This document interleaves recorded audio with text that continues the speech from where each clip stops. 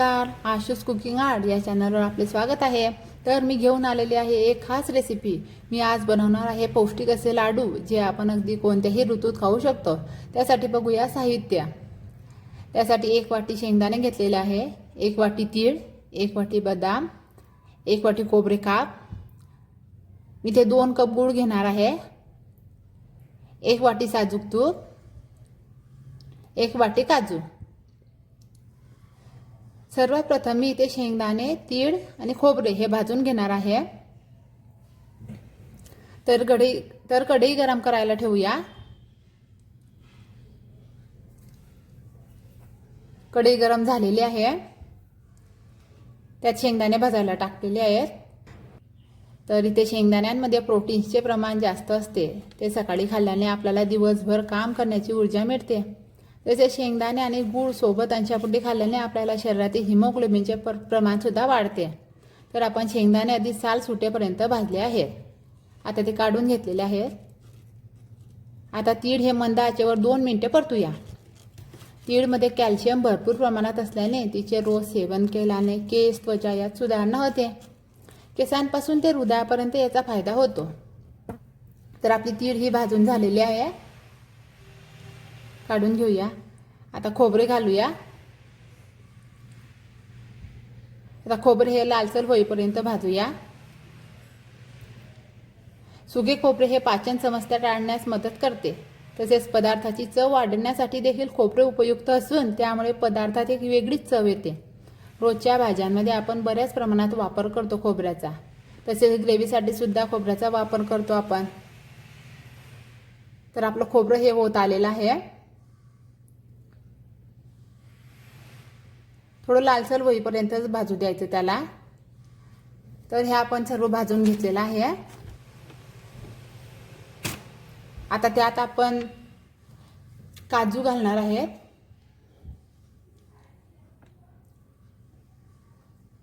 बदाम हे मी भाजलेले नाही, काजू आणि बदाम मी इथे भाजलेले नाहीये।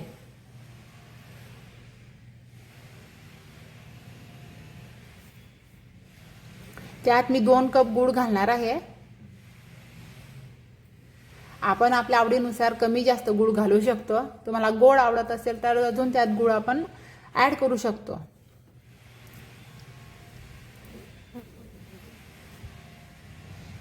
हे सर्व एकत्रित करून घेऊया। या सर्व पदार्थांमध्ये खूप जास्त प्रमाणात कॅल्शियम, मॅग्नेशियम, अँटीऑक्सिडंट व स्मरणशक्ती वाढवणारे घटक आहेत।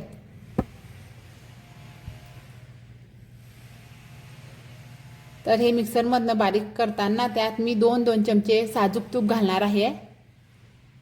हे बारीक करताना तूप घातल्याने ते रवेदार न होता आपलं सारण एकजीव असं राहते आणि तुपाची चवही छान येते। चला तर आता मिक्सरमध्ये बारीक करून घेऊया। तर हे मी बारीक करून घेतलेलं आहे।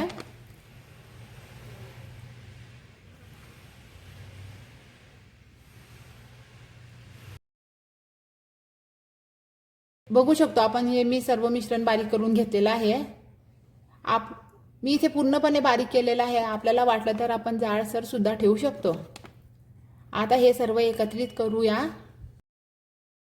जेणेकरून सर्व पदार्थ त्यात एकत्रित मळले जातील। ते गूळ आणि तूप हे सर्व एकत्रित होऊन जाईल।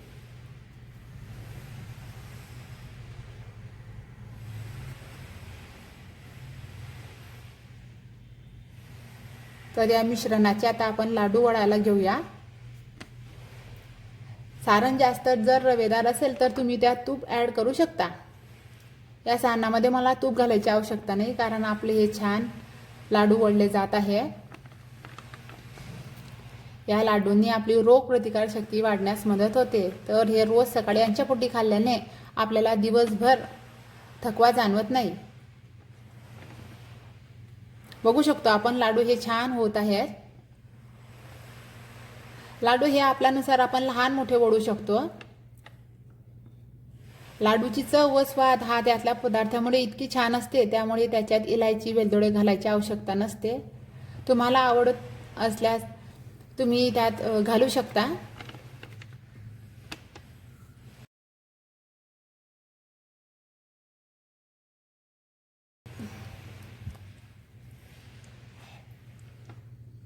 अशा प्रकारे आपण सर्व लाडू मळून घेऊया। बघू शकतो आपण आपले छान असे लाडू वळले जात आहेत।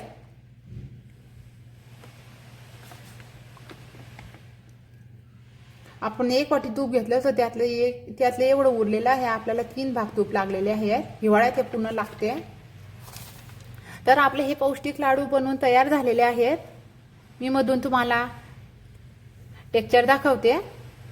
अगदी सहज तुटतोय, जास्त जाड किंवा नरम झालेले नाहीत हे लाडू। आपण जेवढं प्रमाण घेतलं तर त्यात 20 लाडू झालेले आहेत। तर तुम्हीही बनवा, आपल्या चॅनलला लाईक करा, सबस्क्राईब करा आणि जास्तीत जास्त आपल्या मित्रमैत्रिणींसोबत शेअर करा। असेच नवनवीन रेसिपीचे व्हिडिओ पाहण्यासाठी बेल आयकॉनवर क्लिक करा। धन्यवाद। घरचं खा आणि स्वस्थ रहा।